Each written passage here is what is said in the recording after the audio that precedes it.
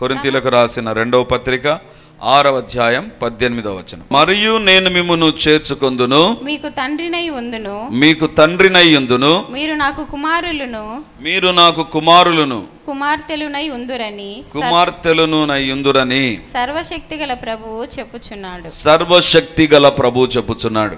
ఈరోజు దేవుని వాక్యంలోంచి సర్వశక్తి కలిగిన ప్రభువు చెప్పినటువంటి ఒక మాటను మనం ధ్యానం చేయబోతున్నాం. ఏంటిది ఆ మాట అంటే, నేను మిమ్మల్ని చేర్చుకొందును. ఎవరు చేర్చుకుంటారంట? సర్వశక్తి కలిగిన దేవుడు మనల్ని చేర్చుకుంటాడంట. మీకు తండ్రినై ఉందును, ఒక తండ్రిగా మీ జీవితాల్లో ఉండి ప్రతి అవసరతను నేను తీరుస్తాను. మీరు నాకు కుమారులను కుమార్తెలై ఉందురు అంటే దేవుడు అంటున్నాడు, ఎవరో కాదు, మీరే నా కుమారులు కుమార్తెలై ఉంటారు ఉందురని సర్వశక్తి గల ప్రభువు చెప్పుచున్నాడు. దేవుని బిడ్డలారా, ఎంత అద్భుతమైన మాట కదా. దేవుని యొక్క కోరిక ఏంటంట, దేవుడు మనల్ని చేర్చుకుంటాడంట. అంటే దేవునికి సంబంధించిన వారం కాదు మనం, దేవునికి దూరస్తులుగా ఉన్నటువంటి మనల్ని దేవుడు చేర్చుకుంటాడంట. అది మొదటిగా. రెండవదిగా, చేర్చుకున్న తర్వాత ఏ రకంగా ఉంటాడంట? దేవుడు తండ్రిగా ఉంటాడంట. మూడవదిగా, మనం ఆయన కుమారులుగా కుమార్తెలుగా ఆయనే బాధ్యత వహించి మన జీవితాల్లో కార్యాలు జరిగిస్తాడంట. ఈ మాట చదివినప్పుడు నాకు చాలా సంతోషం వేసింది. ప్రభా, ఎంత గొప్ప దేవుని నువ్వు. ఒకవైపు దేవుడు అంటారంటే నేను సర్వశక్తి కలిగిన దేవుని. సర్వశక్తి కలిగిన దేవునికి మనతో ఏం పని అండి? సర్వశక్తి కలిగిన దేవునికి విశ్వముతో పని, సర్వశక్తి కలిగిన దేవునికి రాజ్యాలతో పని, సర్వశక్తి కలిగిన దేవునికి సైన్యములతో పని. ఆఫ్టర్ ఆల్ నీతో నాతో పని ఏంటి? కానీ దేవుడు అంటున్నాడు, one side I'm N all mighty God, సర్వశక్తి కలిగిన దేవుని. కానీ ఈ సర్వశక్తి కలిగిన దేవునిగా నేను మీ విషయంలో తలంపులు కలిగి ఉన్నా, మిమ్మును చేర్చుకుంటా, మీకు తండ్రినై ఉంటా, మీరు నాకు కుమారులు కుమార్తెలై ఉంటారు. దేవుని బిడ్డలారా, దేవుని యొక్క తలంపులు చూసినప్పుడు చాలా ఆశ్చర్యం అవుతుంది మనకు. ఒకవైపు ఆయన సర్వశక్తి కలిగిన దేవుడు, కానీ అంటున్నాడు, ఐ నీడ్ యూ, మీరు నాకు కావాలి, మీ జీవితాల్లో నేను ఉంటాను, మీరు నాకు కుమారులుగా కుమార్తెలుగా ఉంటారు. నాకు వచ్చిన డౌట్ ఏంటంటే, ప్రభు ఇది చెప్పేవే, దీనికి కండిషన్ ఏమైనా ఉందా? దేవుని యొక్క వాక్యంలో వ్రాయబడింది, absolutely there is a condition. దేవుని యొక్క ఒక షరతు అనేటువంటిది ఉంది.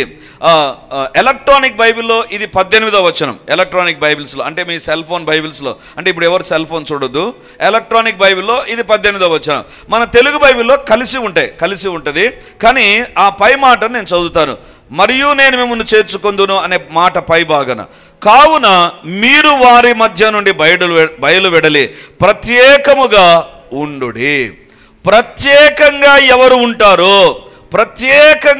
ఉంటారో వారి జీవితంలోనే సర్వశక్తి కలిగిన దేవుడుగా చేర్చుకుంటా, తండ్రిగా ఉంటా, కుమారులుగా కుమార్తెలుగా మీరుంటారు. అంటే ప్రతి ఒక్కరి కాదు ఇది. ఈ వాక్యం వింటున్న ప్రతి ఒక్కరికి, అబ్బా సర్వశక్తి కలిగిన దేవుడు నాకు తండ్రి అంట, నేను ఆయన కుమారుని అంట, ఆయన నన్ను సమకూరుస్తాడంట, నా అవసరతలు తీరుస్తాడంట అని ఆవేశంగా సంతోషించవద్దు. There is a condition. బైబిల్లో వ్రాయబడింది, ప్రత్యేకముగా ఉండుడి. ప్రత్యేకంగా ఉండే వారికే ఈ వాగ్దానం, ప్రత్యేకంగా ఉండే వారికే ఈ దీవెన, ప్రత్యేకంగా ఉండే వారికే దేవుడు సర్వశక్తి కలిగిన దేవుడుగా వారిని చేర్చుకుంటాడు, వారి జీవితాల్లో తన కార్యాలను జరిగిస్తాడు.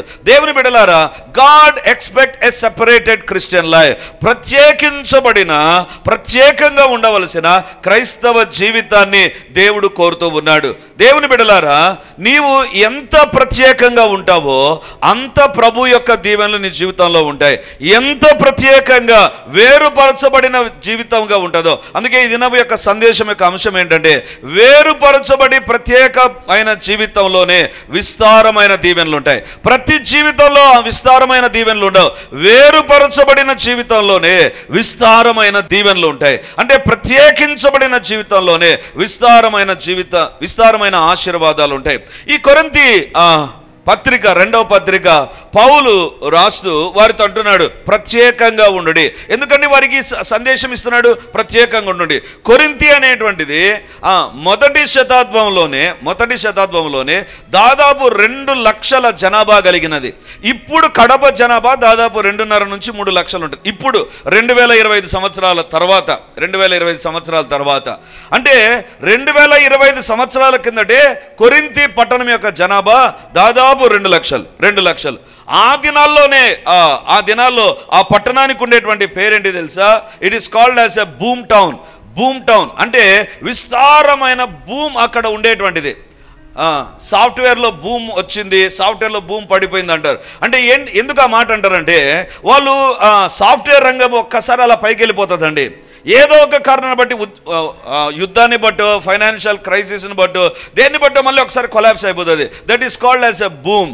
ఇక్కడ ఈ కొరింథీ పట్టణానికి చరిత్రకారులు పెట్టిన పేరేంటి తెలుసా? It is a boom town.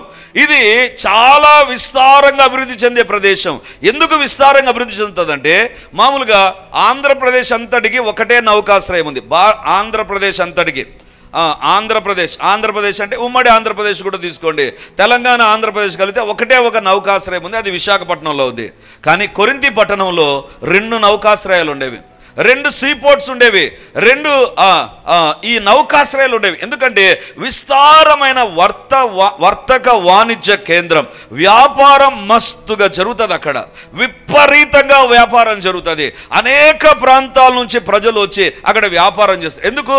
అది 2 నౌకాశ్రయాలు కలిగిన ప్రదేశం.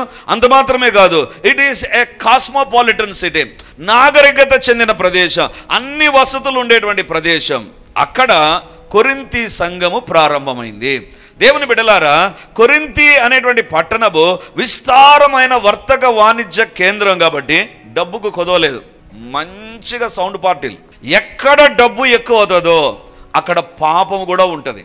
పాపం కూడా మెల్లిగా ప్రవేశించి ఇక చాలా విస్తారంగా మారిపోతుంది. కాబట్టి ఇప్పుడు అక్కడ కొరింథీలో ఒక సంఘం ప్రారంభమైంది. ఈ వర్తక వాణిజ్య కేంద్రంలో సంఘం ప్రారంభమైంది. అక్కడ దేవుని బిడ్డలుగా వాళ్ళు మార్చబడ్డారు, దేవుని అంగీకరించారు, దేవుని వైపు తిరిగారు. ఇప్పుడు వారికి ఒక సందేశం, మీరు ప్రత్యేకంగా ఉండుడి. మీరు జీవితంలో వ్యాపారం చేసే సమయంలో, వర్తకం చేసే సమయంలో, వాణిజ్య పరమైనటువంటి పరిస్థితుల మధ్య don't be mingled with the people. లోక సంబంధమైన పద్ధతులతో కలిసిపోవద్దు, ప్రత్యేకంగా ఉండండి. ప్రత్యేకంగా ఉంటేనే చర్చికి వస్తూ మళ్ళీ లోకంలో కలిసిపోయారు అనుకుందాం, బైబిల్ చదువుతూ తిరిగి లోకంలో కలిసిపోయారు అనుకుందాం, ప్రార్థన చేస్తూ లోకంలో కలిసిపోయారు అనుకుందాం. సర్వశక్తి కలిగిన దేవుడు నీకు తండ్రిగా ఉన్నాడు, సర్వశక్తి కలిగిన దేవుని యొక్క కుమారునిగా, కుమార్తెగా నువ్వు ఉండవు. చాలా సందర్భాల్లో మనం ఏమంటామంటే, మేము దేవుని అంగీకరించాం, బాప్తిసం తీసుకున్నాం, ప్రభు బిడ్డలుగా ఉంటున్నాం, చర్చికి వస్తున్నాం, దశభాగాలు ఇస్తున్నాం, లేకపోతే దశమ భాగమే కాదు 20%, 30%, 40%, ఎంత శాతమైన నువ్వు బైబిల్లో వ్రాయబడింది. ప్రత్యేకంగా ఉండుడి, అప్పుడే మీరు దేవుని యొక్క బిడ్డలుగా గుర్తించబడతారు. If you don't have a separated life, ప్రత్యేకించబడిన జీవితం లేకపోతే ఎక్కడ ఉండాలి? కొరింథీలోనే ఉండాలి. అక్కడే వ్యాపారం, అక్కడే వాణిజ్యం, అక్కడే వాళ్ళ బిజినెస్ జరగాలి, అక్కడే వాళ్ళు ఉండాలి, అక్కడే వాళ్ళు సెటిల్ అయిపోయారు. కానీ దేవుని యొక్క వాక్యం చెప్తుంది, you may be there but you must be separated from others. మీరు ప్రత్యేకంగా ఉండాలి. దేవుని బిడ్డలారా, సముద్రం అంతా నీళ్ళు ఉంటాయండి, అందులో ఒక ఓడబోతూ ఉంటుంది, కానీ ఓడలో మాత్రం నీళ్ళు ఉండవు. ఓడలో మాత్రం ఆ సముద్రానికి సంబంధించిన నీళ్ళు ఉండవు. ఎప్పుడైతే సముద్రానికి సంబంధించిన నీళ్ళు ఓడలోనికి వస్తాయో, ఓడ సముద్రం అడుగు భాగానికి వెళ్ళి వ్యర్థమైపోతుంది. క్రైస్తవ జీవితంలో కూడా the more you separate your self from the worldly things, లోకం నుంచి ఎంతగా వేరుపరచబడతావో అంతగా నువ్వు దేవుని యొక్క బిడ్డగా ఉంటావు, అంతగా పరిశుద్ధినిగా ఉంటావు, అంతగా సర్వశక్తి కలిగిన దేవుడు నీ జీవితంలో కార్యాలు జరిగిస్తాడు. ఈరోజు దేవుడు అడుగుతుంటున్నాడు, ప్రత్యేకించబడిన వ్యక్తిగా, వేరుపరచబడిన వ్యక్తిగా నీ ఉంటేనే విస్తారమైన దీవెనలు. If you are having a compromise life, చర్చిలోనికి వచ్చిన తర్వాత ఒక రకంగా, చర్చి బయట ఇంకొక రకంగా లోకంతో కలిసిపోయేటువంటి వ్యక్తివైతే, if you don't have a separated life, వేరు చేయబడిన ప్రత్యేకించబడిన జీవితం లేకపోతే, you cannot be a child of God. నువ్వు దేవుని యొక్క బిడ్డవు కాదు. బైబిల్లో ఒక వ్యక్తిని ఎదుట నేను తీసుకొని రావాలని కోరుతున్నా. చూడండి, ఆదికాండం 12వ అధ్యాయం, ఆదికాండం 12వ అధ్యాయం 2-3 వచనాలు. నిన్ను గొప్ప జనముగా చేసి నిన్ను ఆశీర్వదించి నీ నామమును గొప్ప చేయుదును, నీవు ఆశీర్వాదముగా నుందువు. నిన్ను ఆశీర్వదించు వారిని ఆశీర్వదించెదను, నిన్ను దూషించు వారిని శపించెదను. భూమి యొక్క సమస్త వంశములు నీ యందు ఆశీర్వదించబడునని అబ్రహాంతో అనగా. అబ్బా, 2-3 వచనాలు ఇలాంటివే మనకు వాగ్దానాలు కదా. డిసెంబర్ 31 త్వరలో రాబోతుంది. ఎన్ని రోజులు ఉన్నాయి? ఇంకా మొన్న ఎవరో వాట్సాప్లో పెట్టారు, 1000 రోజులు మాత్రమే క్రిస్మస్కి ఎన్ని రోజులు ఉన్నాయంట? అంటే అప్పుడే రెడీ అయిపోయారు క్రిస్మస్కు, 1000 రోజులు ఉన్నాయని. వాగ్దానం, కొత్త వాగ్దానం కూడా ఇలాంటివి వస్తే చాలా సంతోషం. నిన్ను గొప్ప జనముగా చేసి, నిన్ను ఆశీర్వదించి, నీ నామమును గొప్ప చేయుదును, నీవు ఆశీర్వాదముగా నుందువు, నీవు ఆశీర్వదించు వారిని ఆశీర్వదిస్తా, నిన్ను దీవించు వారిని దీవిస్తా, నిన్ను శపించే వాళ్ళు ఉన్నారో వాళ్ళని నేను కూడా శపిస్తా. అబ్బా, ఏం వాగ్దానాలండి! అబ్రహాము ఈ వాగ్దానాన్ని వింటే సంతోషించండు. ఎందుకు తెలుసా? 2-3 వచనాలలో ఉన్న వాగ్దానాలకు లింక్ మొదటి వచనంలో ఉంది. ఏమంటది చూడండి. యెహోవా నీవు లేచి నీ దేశము నుండి నీ బంధువుల యొద్ద నుండి నీ తండ్రి ఇంటి నుండి బయలుదేరి నేను నీకు చూపించు దేశమునకు వెళ్ళుము. 2-3 వచనాలు గొప్ప జనము, గొప్ప ఆశీర్వాదాలు, గొప్ప దీవెనలు. నిన్ను ఎవరైనా శపించారా? నిన్ను శపించే వారిని నేను శపిస్తాను దేవుడు అన్నాడు. ఈ మాటలు విన్నప్పుడు ఎగిరి గంతేసింటాడు అబ్రహాము. కానీ మొదటి వచనం చదివితే అక్కడ ఉంటది, నీవు ఏ రకంగా ఉండాలి అబ్రహామా? నీవు అబ్రహాముగా ఉంటే నేను దీవించను నిన్ను, లేదా నీవు మొదటి వచనానికి ముఖంగా ఉన్నావా అదే రకంగా ఉంటే నేను దీవించను. నిన్ను గొప్ప జనముగా చేయాలి అంటే, నీ నామమును గొప్పగా చేయాలంటే, నువ్వు ఆశీర్వాదంగా ఉండాలంటే, భూమి యొక్క సమస్త వంశములు నీ యందు ఆశీర్వదించబడాలి అంటే, నీవు లేచి నీ దేశము నుండి, నీ బంధువుల యొద్ద నుండి, నీ తండ్రి ఇంటి నుండి బయలుదేరి నేను చూపించు దేశానికి వెళ్ళు. ఇక్కడ నుండే వారితో, ఇక్కడ ఉండేటువంటి పరిస్థితుల నుంచి వేరు చేయబడితే అబ్రహామా నీ జీవితంలో ఆశీర్వాదాలు ఉంటాయి. నీ జీవితంలో ఆశీర్వాదాలు ఉంటాయి. అబ్రహాము అప్పటికే ఆస్తిపరుడు, అప్పటికే ఆశీర్వాదాలు ఉన్నాయి. దేవుడు అంటున్నాడు, don't be satisfied with your blessings. నీ ఆశీర్వాదాలతో తృప్తి పడొద్దు. I'm going to bless you more and more. ఇంకా ఎక్కువగా నేను దీవిస్తా. ఎప్పుడు? నువ్వు వేరు చేయబడితే, నువ్వు ప్రత్యేకించబడితే, నీలో ఒక ప్రత్యేకతను దేవుడు చూస్తే. దేవుని బిడ్డలారా, ఈరోజు అబ్రహాము ఏ రకంగా వేరు చేయబడ్డాడు? వేరు చేయబడినటువంటి అబ్రహాము జీవితాన్ని గురించి ఈరోజు ప్రభు మనతో మాట్లాడాలని కోరుతుంటున్నాడు. వాగ్దానాలు, ఆశీర్వాదాలు, దీవెనలు దేవుడు ఎప్పుడు నీకు నాకు ఇవ్వాలని కోరుతాడు. ఎప్పుడు నీ ఎదుట నా ఎదుట ఉంచాలని కోరుతాడు. నిన్ను ఎప్పుడు కూడా దేవుడు ఆశీర్వదించాలని కోరుతాడు. కానీ నీవు ఎంతగా వేరు చేయబడతావో అంతగా నువ్వు ఆశీర్వదించబడతావు. ఎంతగా వేరు చేయబడతావో అంత విస్తారమైన దీవెనలు ఉంటాయి. అంటే చర్చిలోనికి వచ్చినప్పుడు భక్తి, చర్చి బయట వేరొక రకంగా భుక్తి రక్తితో కూడిన జీవితం నీ జీవితంలో ఉంటే, తిని తాగి సుఖించే జీవితం మాత్రమే నీ జీవితంలో ఉంటూ పాపంతో కలిసిపోయేటువంటి వ్యక్తి అయితే దేవుడు నిన్ను దీవించాడు. అబ్రహాములో ఉన్నటువంటి మచ్చుకు ఒక 2-3 విషయాలు మీదట నేను ఉంచాలని కోరుతున్నాను. 12వ అధ్యాయం మొదటి వచనం. యెహోవా నీవు లేచి నీ దేశము నుండి, నీ బంధువుల యొద్ద నుండి, నీ తండ్రి ఇంటి నుండి బయలుదేరి నేను నీకు చూపించు దేశమునకు వెళ్ళుము. చాలు. యెహోవా నీవు లేచి నీ దేశము నుండి, నీ బంధువుల యొద్ద నుండి బయలుదేరి అనలేదండి. నేను అక్కడ ఆగిపోయాను. నీ దేశం అన్నాడు, నీ బంధువులు అన్నాడు, మరి స్పెసిఫిక్గా ఒక మాట అంటున్నాడు, నీ తండ్రి ఇంటి నుండి బయలుదేరి. ఎక్కడి నుంచి బయలుదేరాలంట? తండ్రి ఇంటి నుండి. దేశం నుంచి బయటికి వెళ్ళిపోమంటే తండ్రి ఇంటి నుంచే కదా. లేదా బంధువులతో నుండి బయలుదేరమంటే ఇక ఫస్ట్ మొట్టమొదటి బంధువు ఎవరు? తండ్రి ఇంటి నుండి బయలుదేరాలి. Why God is specifically mentioning about leave your father's house? నీ తండ్రి ఇంటిని వదిలిపెట్టమని ఎందుకు దేవుడు అన్నాడు? దేవుని బిడ్డలారా, అసలు తండ్రి ఇంటిని వదిలిపెడితేనే కదా బంధువులను వదిలిపెట్టినట్టు, దేశాన్ని వదిలిపెట్టినట్టు. మళ్ళీ దేవుడు స్పెసిఫిక్గా చెప్పాల్సిన పనేముంది? స్పెసిఫిక్గా దేవుడు మెన్షన్ చేయాల్సిన పనేముంది? స్పెసిఫిక్గా దేవుడు అబ్రాహాముకు చెప్పాల్సిన పనేముంది? అక్కడే ఒక ఆత్మీయ సత్యం ఉందండి. అక్కడే ఒక ఆత్మీయ సత్యం ఉంది. నీ జీవితంలో యు మస్ట్ బి సెపరేటెడ్. ప్రత్యేకించబడాలి. అబ్రాహాము ప్రత్యేకించబడాలి. కానీ దేవుని యొక్క వాక్యం, నీ తండ్రి ఇంటి నుండి. ఎవరు ఈ తండ్రి? అబ్రహాం యొక్క తండ్రి తెరహు ఎలాంటి వాడు తెలుసా?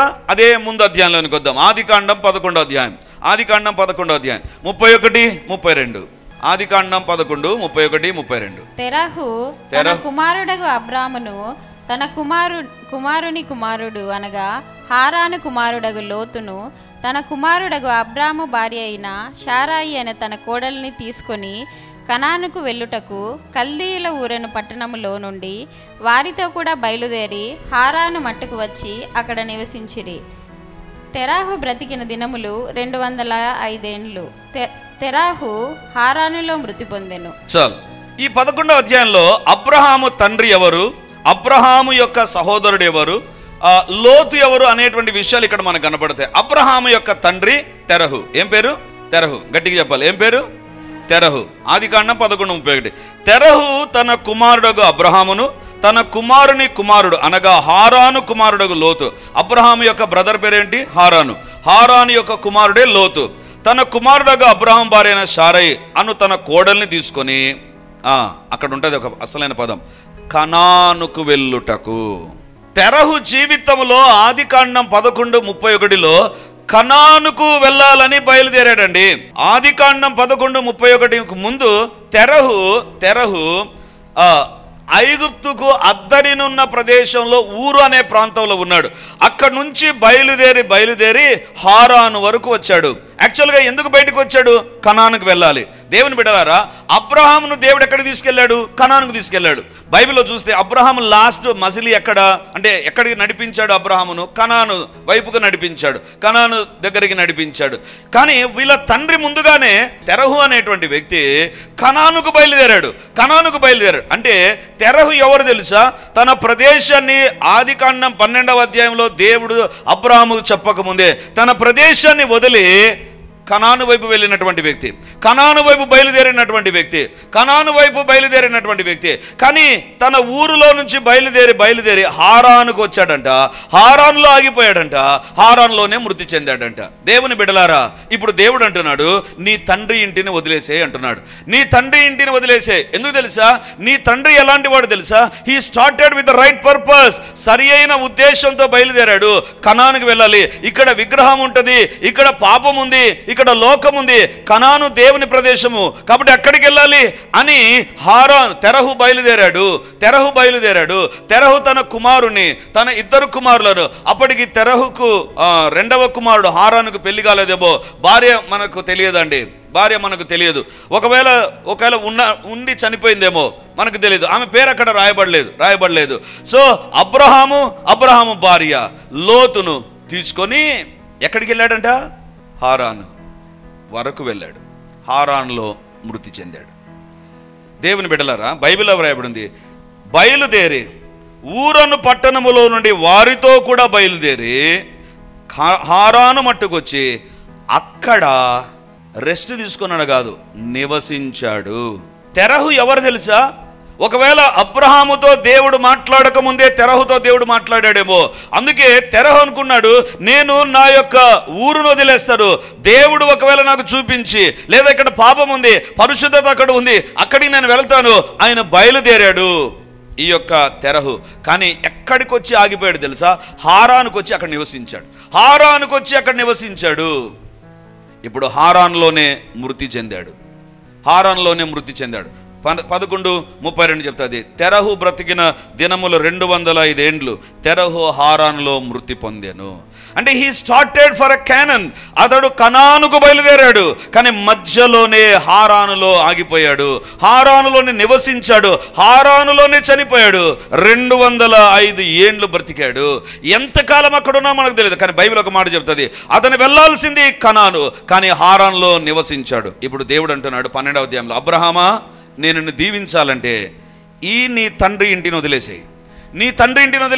ఎందుకు తెలుసా? నీ తండ్రి తెరహు ఈ యొక్క ఎక్కడికి వచ్చాడు?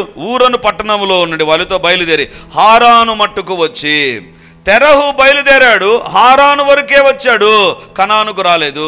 ఇప్పుడు నీవు కూడా ఇక్కడే ఉంటున్నావు. ఇక్కడ ఉంటే నేను దీవించను. నేను ఆల్రెడీ మీ తండ్రికి చెప్పిన మాట కనాను, కానీ మీ తండ్రి ఇక్కడే ఉన్నాడు. If you separate from this place, ఈ ప్రాంతం నుంచి వేరు చేయబడితే ఐ విల్ బ్లెస్ యూ, నేను నిన్ను ఆశీర్వదిస్తా. దేవుని బిడ్డలారా, ఈరోజు దేవుడు మనతో మాట్లాడుతుంటున్నాడు. తెరహులాగా నీ జీవితము ప్రారంభమైంటది. 2025లో ఇక దేవుని కోసం జీవించాలి, పరిశుద్ధంగా ఉండాలి. ఇక నేను వేరొక దాని వైపు వెళ్ళను, ఇది చేయను, అది చేయను. ప్రారంభించాం. ఇప్పుడు సెప్టెంబర్ వచ్చింది. ఇప్పుడు దేవుడు అడుగుతుంటున్నాడు, ఏ రకంగా ఉంది? వేరు చేయబడ్డావా? ఇంకా కలిసిపోయే ఉన్నావా? వేరు చేయబడ్డావా? ఇంకా అదే అలవాటు ఉందా? వేరు చేయబడ్డావా? ఆగిపోయావా పరిశుద్ధతలో? తెరహు హారాను వరకే వచ్చాడు, కనానుకు పోలేదు. నీ జీవితంలో తీర్మానాలు బాగుంటాయి. 15 సంవత్సరం ప్రారంభానికి ముందే చాలా మంచి తీర్మానాలు ఉంటాయి. మన తీర్మానాలు ఏ రకంగా ఉంటాయి తెలుసా? ఒకరోజు నేను టైలర్ షాప్కి వెళ్ళాను. టైలర్ షాప్కి వెళ్ళి, అంటే ఇప్పుడు అందరు రెడీమేడ్ కదా, కానీ టైలర్ షాప్కి వెళ్ళి టైలర్ షాప్లో నా యొక్క డ్రెస్ ఇచ్చేసి నాకు ఇది పలానా రోజు కావాలంటే, సార్ ఎప్పుడో వచ్చారు మళ్ళీ ఇప్పుడు వచ్చారు మెజర్మెంట్ తీసుకుంటానన్నాడు. సరే ఇక టైలరు తన కొలతలు తీసుకుంటాడు కదా, కొలతలు తీసుకొని నడుము చుట్టూ కొలత వేసిన తర్వాత ఆయన నన్ను చూసిన తర్వాత అరే ఏంటి పెరిగింది అని నాకు అనిపించింది. నేను అన్నాను ఇంకా తగ్గాలబ్బా అని ఆయనతో అన్నా. నా సైడ్ చూసి గట్టిగా నవ్వి లేచి నిలబడ్డాడు. ఎందుకు నవ్వుతున్నావు నువ్వు అన్నా. సార్ నువ్వే కాదు, ఎవరు కొలత తీసుకున్న నడుము కొలత తీసుకున్న ప్రతి ఒక్కరు చూస్తానే తగ్గాలనుకుంటారు. నెక్స్ట్ టైం వచ్చిన తర్వాత ఇంకొక అర్ధ ఇంచు పెరిగింటుంది సార్. తీర్మానం చేయడం చాలా సులువు, తగ్గాలా ఇక ఈ రకంగా ఉండాలా అని తీర్మానం చేయడం చాలా సులువు. 2015లో తీర్మానం చేశావు. తెరహు కూడా తీర్మానం చేశాడు కనానుకు వెళ్ళాలని, కానీ హారాన్లోకి వచ్చేసాడు. హారానులో బైబిల్లో వ్రాయబడింది ఎలాంటి పరిస్థితులు ఉన్నాయి తెలుసా? చూడండి, యెహోషువ గ్రంథం 24వ అధ్యాయం 2వ వచనం. యెహోషువ గ్రంథం 24వ అధ్యాయం 2వ వచనం. యెహోషువ జనులందరితో ఇట్లనెను, ఇశ్రాయేలుల దేవుడైన యెహోవా చెప్పునదేమనగా, ఆది కాలం నుండి మీ పితరులు అనగా అబ్రహామునకును నాహోరుకును తండ్రి అయిన తెరహు కుటుంబీకులు నది యూఫ్రటీసు అద్దరిని నివసించి ఇతర దేవతలను పూజించిరి. అయితే నేను నది అద్దరి నుండి మీ పితరుడైన అబ్రహామును తోడుకొని వచ్చి కనాను దేశమందంతటా సంచరింపజేసి అతనికి సంతానమును విస్తరింపజేసి అతనికి ఇస్సాకును ఇచ్చి తిని. ఎప్పుడు సంతానం విస్తరించబడింది? ఎప్పుడు ఇస్సాకును ఇచ్చాడు దేవుడు?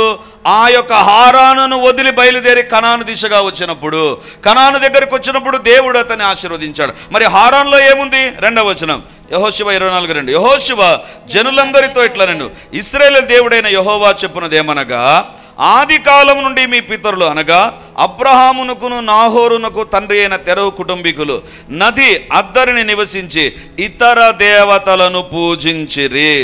ఎవరు తెలుసా? తెరహు ఎలాంటి వాడు తెలుసా? కనాను వైపు వెళ్ళడం ప్రారంభించాడు, కానీ హారానుకు వస్తుండగానే ఆగిపోయాడు. ఎందుకో?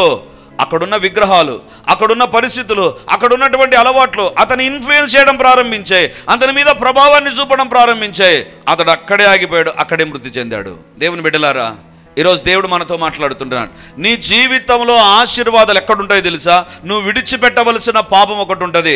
We will live with the sin and we expect blessing. మనము పాపముతో జీవిస్తాం, పాపముతో కలిసి ఉంటాం, పాపముతోనే మనం కంటిన్యూ అవ్వడానికి ఇష్టపడతాం. కానీ we expect God to do a blessing, God to give a blessing. దేవుడు మనకు ఆశీర్వాదాలు ఇవ్వాలని మనం ఎదురు చూస్తాం.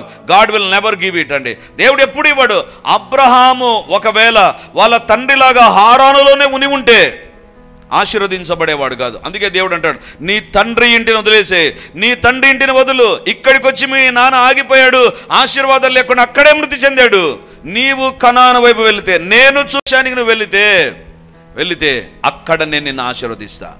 అబ్రహాముకు అర్థమైంది తమ జీవితంలో ఆశీర్వాదాలు ఎందుకు ఆగిపోయాయి అంటే వాళ్ళ తండ్రి ఆగిపోయాడు, పాపము దగ్గర ఆగిపోయాడు, పరిశుద్ధత వైపు వెళ్ళలేదు, పాపము దగ్గర ఆగిపోయాడు. గుర్తుంచుకోండి, పాపము దగ్గర ఆగిపోయిన జీవితాల్లో ఆశీర్వాదాలు కూడా ఆగిపోతాయి. పాపము దగ్గరే ఉండాలనుకున్న జీవితాల్లో ఆశీర్వాదాలు అస్సలు రావు. ఈరోజు దేవుడు అడుగుతుంటున్నాడు. అప్పుడు బైబిల్లో వ్రాయబడింది, తెరహు ఏం చేశాడంట? అక్కడ ఉన్నటువంటి విగ్రహారాధన వైపు మరలాడు.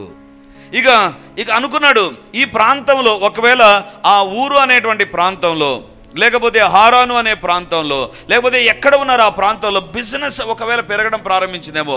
అతను అనుకున్నాడు, ఈ ప్రాంతంలో ఎక్కువగా విగ్రహారాధన చేస్తారు కదా, నేను విగ్రహాలు అమ్ముతాను. అబ్రహాము తండ్రి అయిన తెరహు ఎప్పుడైతే విగ్రహాలు అమ్మడం ప్రారంభించాడో సూపర్ రేటుగా అమ్మడబోయాయి, విస్తారంగా ప్రాఫిట్ వచ్చింది. అప్పుడు అనిపించింది, ఇక్కడ ఉంటే బాగుంటుంది, కనాను ఎక్కడో తెలీదు, ఇక్కడ డబ్బు వస్తుంది, ఇక్కడ ఆశీర్వాదాలు ఉన్నాయి, ఇక్కడ ఉంటే బాగుంటుంది, ఇక్కడ బిజినెస్ బాగుంటుంది అని దేవుడు చెప్పనటువంటి స్థలంలోకి నిలబడిపోయాడు.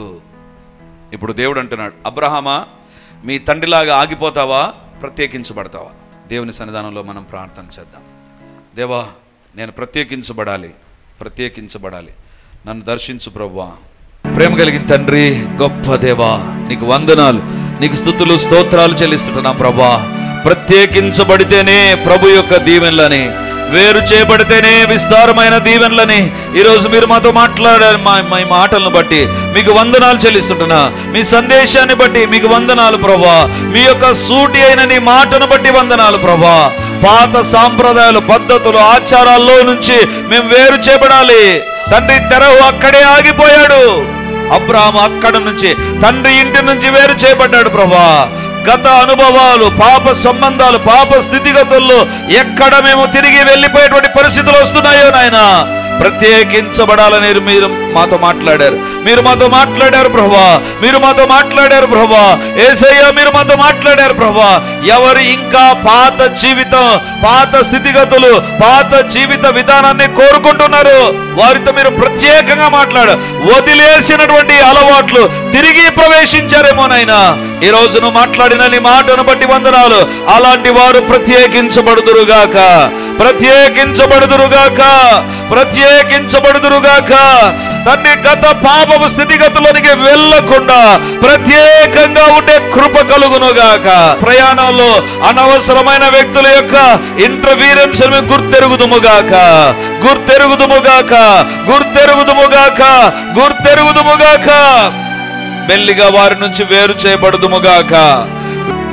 ఎవరి జీవితంలో వారి సొంత చిత్తానికి సంబంధించిన హాగరులు ఉన్నారు నాయనా, అలాంటి వారి నుంచి వేరు చేయబడుదుముగాక. దేవుని చిత్తమే మా జీవితాలు నెరవేరునుగాక. మానవ చిత్తము, స్వచిత్తము చచ్చిపోవునుగాక. దూరమగుదుముగాక, దూరమగుదుముగాక.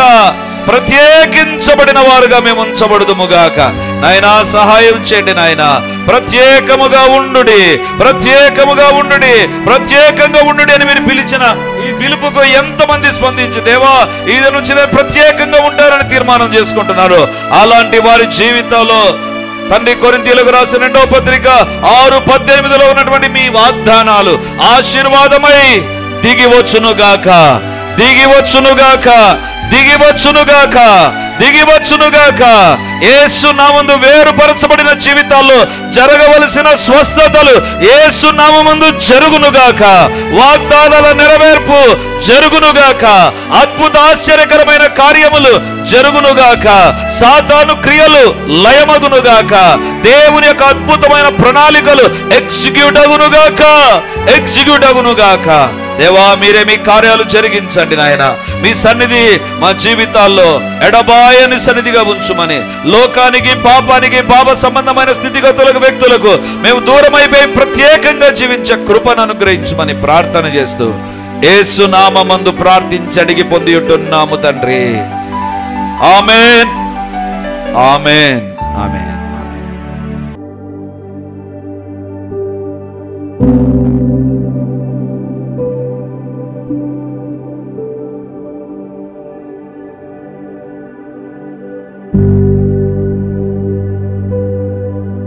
Praise the Lord. యేసుక్రీస్తు పరిశుద్ధ నామందు మీ ఒక్కొక్కరికి మా వందనాలు తెలియజేస్తుంటున్నాను. రిడీమర్ చర్చిలో మొదటి ఆరాధన 8 గంటలకు ప్రారంభమవుతుంది. 2వ ఆరాధన 10 గంటలకు ప్రారంభమవుతుంది. 3వ ఆరాధన సాయంత్రం 7 గంటలకు ఉంటుంది. దేవుని బిడ్డలారా, ఎవరైనా ఉదయం ఆయా పనులు కలిగి 2వ ఆరాధనలకు రాలేకపోతున్నారని భావించి ఈ యొక్క మొదటి ఆరాధన ప్రారంభిస్తున్నాం. సో ఈ యొక్క అవకాశాన్ని సద్వినియోగం చేసుకొని దేవుని యొక్క సన్నిధికి వచ్చి దైవ దీవెనలు మీరు పొందాలని కోరుతున్నాం. మొదటి 2 ఆరాధనలు మాత్రమే ప్రభు బల్ల ఉంటుంది. కాబట్టి సిద్ధపడి దేవుని సన్నిధికి రమ్మని మిమ్మల్ని కోరుతూ ఉన్నాను.